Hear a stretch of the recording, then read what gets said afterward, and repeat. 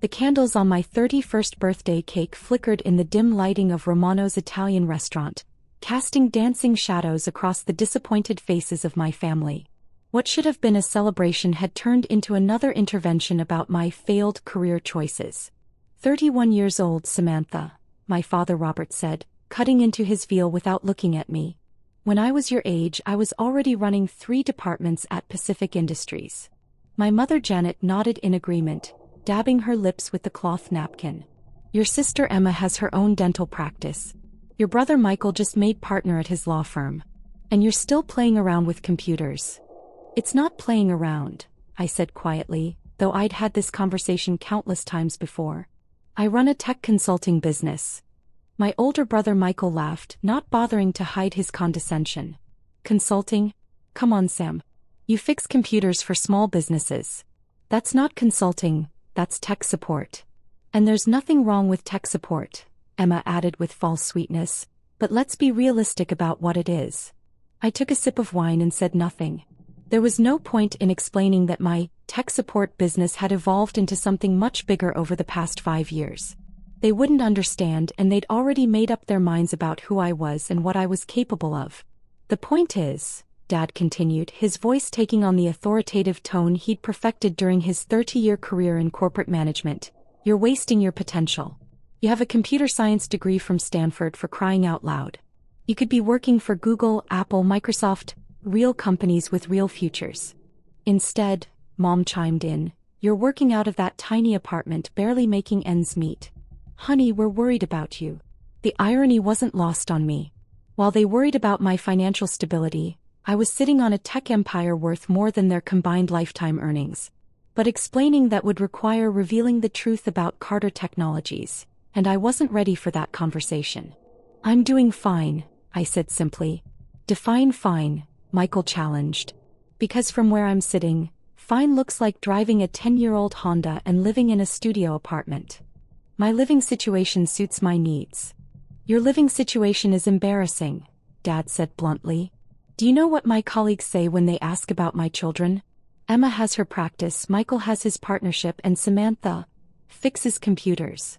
The words stung, even though I'd heard variations of them many times before. I had deliberately maintained a low profile, partly for security reasons and partly because I wasn't ready to deal with the family dynamics that would inevitably change once they knew the truth. Robert, Mom said gently, placing her hand on his arm. It's her birthday. Which is exactly why we need to have this conversation, Dad replied. 31 is old enough to stop dreaming and start living in reality. Emma leaned forward, her expression earnest. Sam, we love you. That's why this is so hard to watch. You're brilliant, we all know that. But brilliance without direction is just wasted potential. You could get a job at Pacific Industries tomorrow, Dad said. I still have connections there. The IT department is always looking for qualified people. It wouldn't be glamorous, but it would be stable. Benefits, retirement plan, a real future. I nearly choked on my wine. The suggestion that I should apply for an entry-level position at Pacific Industries, the company I was in the process of acquiring, was so absurd that I couldn't tell if I wanted to laugh or cry. Dad, I appreciate the offer, but don't dismiss it out of hand, he interrupted. I know the current IT director, Marcus Thompson. Good man, practical. He could teach you what real corporate technology looks like. Marcus Thompson. I knew Marcus well. He'd been one of the first people I'd met with when I started evaluating Pacific Industries as an acquisition target 6 months ago. He was indeed a good man, and he'd been incredibly helpful in explaining the company's technological infrastructure and inefficiencies. The salary wouldn't be amazing to start, Dad continued, but within 5 years, you could be making 6 figures. Real money, not whatever it is you're making now. Michael nodded approvingly. Dad's right. And once you're established in corporate IT, you could move around. Build a real career instead of this freelancing thing you're doing. It's not freelancing, I said, my patience finally wearing thin. I own a company. Sam, Emma said gently, having a business license and calling yourself a consultant doesn't make you a company owner. We're not trying to be mean, we're trying to help you see things clearly. The conversation was interrupted by the soft buzz of my phone. I glanced at the screen and saw Sarah Martinez, my executive assistant, calling. I almost declined the call, Family dinner was supposed to be phone-free time, but something made me hesitate. I should take this, I said, starting to stand. Absolutely not, Dad said firmly. It's your birthday dinner. Whatever computer emergency it is can wait. Dad, it might be important. More important than your family? Mom asked, her voice hurt. I sat back down, but my phone buzzed again. Then again. Sarah never called repeatedly unless it was urgent. When it buzzed a fourth time, I couldn't ignore it anymore. I'm sorry, but I really need to take this. I answered the phone before anyone could protest further. Sarah? What's going on? Miss Carter, I'm so sorry to interrupt your birthday dinner, but I have incredible news. Sarah's voice was practically vibrating with excitement. The Pacific Industries merger is complete. All the paperwork went through, the board vote was unanimous, and the transfer of assets is finalized. Congratulations, you now officially own Pacific Industries. The restaurant suddenly felt very quiet. I could hear my family's conversations continuing around me, but their voices seemed distant and muffled, as if I was underwater. The entire acquisition? I asked, though I already knew the answer. Everything. All subsidiaries, all assets, all intellectual property. The previous shareholders have been paid out, and Carter Technologies now owns 100% of Pacific Industries. The announcement will go public first thing Monday morning. I closed my eyes for a moment, trying to process the magnitude of what had just happened. For the past 18 months, I had been quietly acquiring shares of Pacific Industries through various investment vehicles and shell companies. What had started as a small technology acquisition had evolved into a complete corporate takeover. What's the final valuation? I asked. $2.8 billion for the complete acquisition, plus another $400 million in assumed assets and intellectual property. The due diligence team estimates the total value at $3.2 billion. The number hit me like a physical blow. I had just become the owner of a $3.2 billion corporation. The same corporation where my father had worked for 30 years. The same corporation he just suggested I apply to for an entry-level position. Miss Carter? Are you there? Yes, I'm here. Thank you, Sarah. We'll discuss the integration plans on Monday. Should I prepare a press release for your approval? I looked across the table at my father, who was still lecturing Michael about the importance of corporate stability and long-term thinking. In a few days, his former company would be announcing that it had been acquired by Carter Technologies. Eventually, he would learn that the mysterious owner of Carter Technologies was his daughter. The one he thought was wasting her life fixing computers. Not yet, I said. Give me until Monday to decide on the timing. Understood. And Miss Carter? Happy birthday. This is an incredible achievement. I hung up the phone and set it face down on the table, my hands trembling slightly. Across from me, my family continued their conversation as if nothing had changed, completely unaware that the course of their lives had just shifted dramatically. Sorry about that, I said, trying to keep my voice steady. Work emergency? Emma asked with a knowing look. See, this is what we mean. You can't even have dinner without being interrupted by some computer crisis. It wasn't a crisis, I said quietly. Then what was so important that it couldn't wait? Dad asked, his irritation clear. I took a deep breath. The moment I'd been dreading and anticipating for years had finally arrived. There was no more hiding, no more pretending to be something I wasn't. Dad, you mentioned Pacific Industries earlier. Yes. And I meant what I said. I can make some calls, set up an interview. That won't be necessary. He frowned. Samantha, I know you think you're too good for corporate work, but... Dad, I interrupted, my voice stronger now. I don't need an interview at Pacific Industries. I just bought the company. The silence that followed was absolute.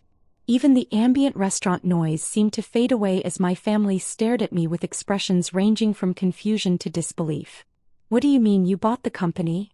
Mom asked slowly. I mean Carter Technologies, my company, just completed the acquisition of Pacific Industries. The merger finalized 20 minutes ago. Michael was the first to find his voice. Sam, that's not possible. Pacific Industries is a massive corporation. It's worth billions. $3.2 billion to be exact. Dad's face had gone completely pale. Samantha, this isn't funny. I'm not joking. I pulled out my phone and opened the secure app that connected me to Carter Technologies' executive dashboard. Would you like to see the acquisition documents? The screen showed the real-time status of the merger. Complete. Below that were the financial details, the asset transfers, and the integration timeline that would begin Monday morning. Emma leaned over to look at the phone, her eyes widening as she scrolled through the information. This looks real. It is real. But how? Dad's voice trailed off as he struggled to process what he was hearing. The tech consulting business I've been running for the past 5 years? It evolved. I started by helping small businesses optimize their systems, then medium-sized companies, then large corporations. Eventually, I realized I could build better solutions from scratch than I could by fixing existing problems. I paused, watching their faces as they tried to reconcile the daughter they thought they knew with the reality sitting in front of them. So I started developing proprietary software, then acquiring smaller tech companies that complemented my solutions. Carter Technologies has been growing steadily for 3 years. This is our largest acquisition to date, but it's not our first. How large? Michael asked, his lawyer's mind automatically jumping to the financial implications. Before today, about $800 million in total assets. After today, just over $4 billion. The number seemed to physically impact Dad. He slumped back in his chair, staring at me as if I'd transformed into someone he'd never seen before. $4 billion, he repeated numbly. Give or take a few $100 million, depending on market fluctuations. Mom set down her wine glass with shaking hands. Samantha, if this is true, if you really own a company worth $4 billion, why didn't you tell us? It was the question I'd been dreading, because the answer revealed as much about them as it did about me. Because of conversations like this one, I said gently. Because every time I tried to share good news about my business, you found ways to diminish it. When I got my first major contract, you said it was probably a fluke. When I hired my first employees, you said I was getting ahead of myself. When I opened my first office, you asked when I was going to get serious about my future. Emma's eyes filled with tears. We were trying to protect you. I know. But the protection felt like criticism. And after a while it became easier to just not share. But living in that tiny apartment, driving that old car. Mom gestured helplessly. Why? Because I like my apartment. It's convenient to my office, it's secure and it meets my needs. And the car is reliable and doesn't attract attention. I learned early on that visible wealth creates complications I'd rather avoid. Dad was still staring at the phone screen, scrolling through acquisition documents that bore his daughter's signature as CEO and majority shareholder of Carter Technologies. The people I worked with, he said slowly. The managers, the executives, they were all reporting to you? Not directly. Pacific Industries will maintain its existing management structure, at least initially. But yes, ultimately they report to Carter Technologies, which means they report to me. Marcus Thompson is a good man who does excellent work. He'll be staying on, probably with a promotion and a significant raise. Dad looked up at me with an expression I'd never seen before, something between awe and bewilderment. All those times I talked about Pacific Industries, about my career there, about the company culture and the management philosophy. I was taking notes, I admitted. Your insights were actually very helpful during the due diligence process. Michael laughed suddenly, a sharp, almost hysterical sound. Do you realize what this means? Sam is now Dad's boss. Technically, she's everyone's boss. I'm not anyone's boss, I corrected. Pacific Industries will continue operating as it always has. I'm not interested in micromanaging a company that's already successful. I'm interested in providing resources and technology that will help it become even more successful. But you could. Emma started, then stopped. I could what? You could fire people. Change policies. Restructure the entire company. I could, I agreed. But I won't. Pacific Industries works because of its people and its culture. I didn't buy it to change it. I bought it to grow it. The waiter appeared at our table, clearly sensing the tension but professionally ignoring it. Can I interest anyone in dessert? Perhaps some birthday cake for the young lady? We all stared at him for a moment as if he'd spoken in a foreign language. The idea of birthday cake seemed absurd in the context of what had just been revealed. Just the check, please, Dad said quietly. As the waiter retreated, we sat in silence for several long minutes. I could almost see my family members trying to reorganize their understanding of reality, to fit this new information into their existing worldview. The apartment, Mom said suddenly. The one you live in. How much does it cost?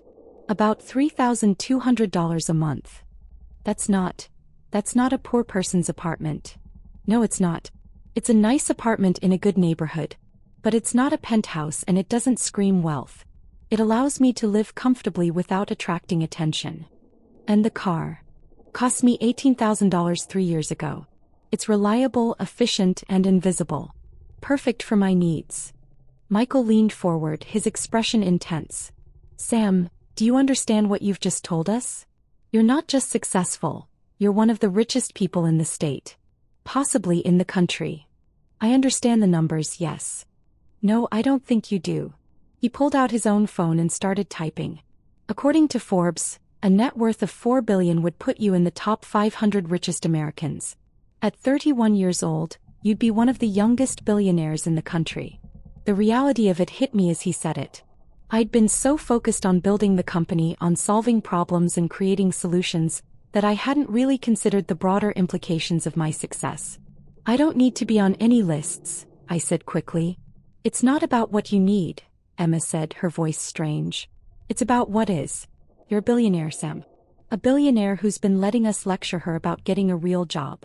Dad finally looked up from my phone, which he'd been studying intently. The executive team listing shows you as CEO and founder. How long have you been running Carter Technologies? 5 years as CEO, 7 years total if you count the initial consulting phase. And you've been doing this alone?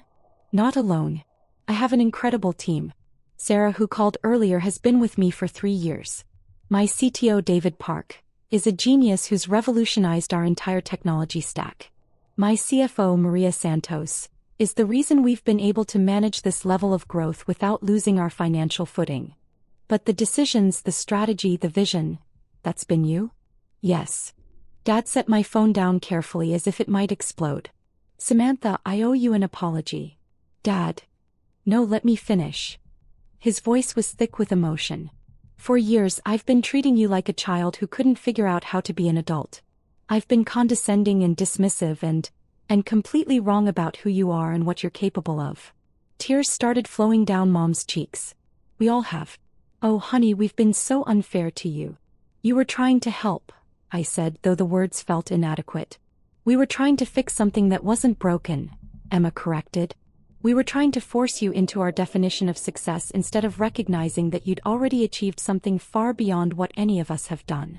The check arrived and there was a moment of awkward confusion about who should pay. Under normal circumstances, Dad would have insisted on covering dinner. But normal circumstances no longer applied. I quietly handed the waiter my credit card before anyone could object. This is going to take some getting used to, Michael said as we gathered our coats. What is? Having a billionaire sister. Knowing that our baby sister is more successful than all of us combined. Success isn't a competition, I said gently. Maybe not, but it's still a fact. As we walked out of the restaurant together, Dad caught my arm. Samantha, can I ask you something? Of course. Are you happy? I mean, really happy? Because all the money in the world doesn't matter if you're not happy. It was such a dad question, cutting straight to the heart of what really mattered. I thought about it seriously before answering. Yes, I said finally. I love what I do. I love building things, solving problems, creating solutions that help people and businesses thrive. I love my team, I love the challenges, and I love knowing that the work we do makes a real difference. And personally, relationships, social life, all of that. I smiled. I'm working on it. Turns out building a billion-dollar company takes up a lot of time. But you'll make time now? For family, for yourself. I'll try. Especially for family. We reached our cars and there was an awkward moment where no one seemed to know how to say goodbye. Everything had changed in the span of a single phone call, and we were all still figuring out what that meant. Can we? Mom started then stopped. Would you mind if we told people? I mean, not strangers but family, friends, the neighbors? We've been so worried about you for so long and now? Now you want to brag, I said with a small smile. Maybe a little, she admitted. Is that terrible? It's human. But can you wait until Monday? I'd like to coordinate the public announcement with my PR team. You have a PR team? I have several teams, Mom. It's a big company. Dad pulled me into a hug that lasted longer than usual. I'm proud of you, he whispered in my ear. I've always been proud of you, but I was too worried to show it properly. I know, Dad. I love you too. As I drove home in my 10-year-old Honda, I reflected on the evening's events. The revelation I'd been dreading for years had finally happened, and while it was overwhelming, it was also liberating. For the first time in a long time, I felt like I could be completely honest with my family about who I was and what I'd built. My phone buzzed with a text from Emma. Thank you for not giving up on us even when we gave up on you. Then one from Michael, my baby sister the billionaire. This is going to take some getting used to, but I'm proud of you. And finally one from Dad, can't wait to see what you build next. Also, Marcus Thompson is going to die when he finds out who his new boss really is. I laughed out loud at that last one. Monday was going to be very interesting indeed. As I pulled into my apartment building's parking garage, I realized that everything had changed and nothing had changed. I was still the same person who loved solving problems and building solutions. I still drove the same car and lived in the same apartment. But now, for the first time in years, I didn't have to pretend to be smaller than I was. Tomorrow I would wake up as the CEO of a $4 billion technology company. But tonight I was just Samantha Carter celebrating her 31st birthday and finally being seen by her family for who she really was. It was the best birthday present I could have asked for.